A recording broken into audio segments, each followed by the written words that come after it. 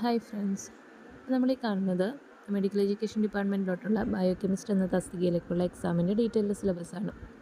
നിലവിൽ PSCയുടെ ആപ്ലിക്കേഷൻ ടൈമൊക്കെ കഴിഞ്ഞ് എക്സാം ഡേറ്റ് വന്നിരിക്കുന്ന ഒരു എക്സാമാണിത്. കാറ്റഗറി നമ്പർ 232/2024 ആയിരുന്നു.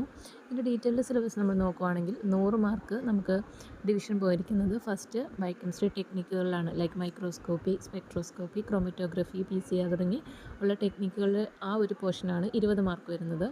അതുപോലെ തന്നെ 20 മാർക്ക് വരുന്ന മറ്റ് പോർഷൻസാണ് ഒന്ന് എൻസൈമോളജി, അതുപോലെ തന്നെ ക്ലിനിക്കൽ ബയോകെമിസ്ട്രി, അത്രയും വരുന്നത്. പിന്നീട് വരുന്നത് 15 മാർക്കിന് മോളിക്കുലാർ എൻഡോക്രൈനോളജിയും അതുപോലെ തന്നെ QA QC ആൻഡ് GLP എന്ന് പറഞ്ഞിട്ടുള്ള 2 പോർഷൻസിന് 15 മാർക്കിന് വരുന്നുണ്ട്.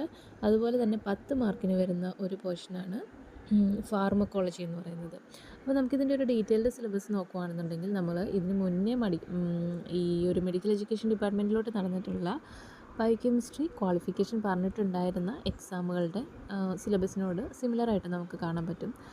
ലൈക്ക് ഒരു എക്സാമ്പിൾ പറയുകയാണെങ്കിൽ സയൻറ്റിഫിക് അസിസ്റ്റൻ്റ് തസ്തികയിലേക്കുള്ള എക്സാമുകളൊക്കെ നേരത്തെ നടന്നിട്ടുണ്ട് മെഡിക്കൽ എഡ്യൂക്കേഷൻ ഡിപ്പാർട്ട്മെൻറ്റിൽ. അതിൻ്റെയൊക്കെ ഒരു സിലബസ് എന്ന് പറയുന്നത് ഇതിനോട് സിമിലറായിട്ടുണ്ടായിരുന്ന ഒരു സിലബസ് തന്നെയായിരുന്നു.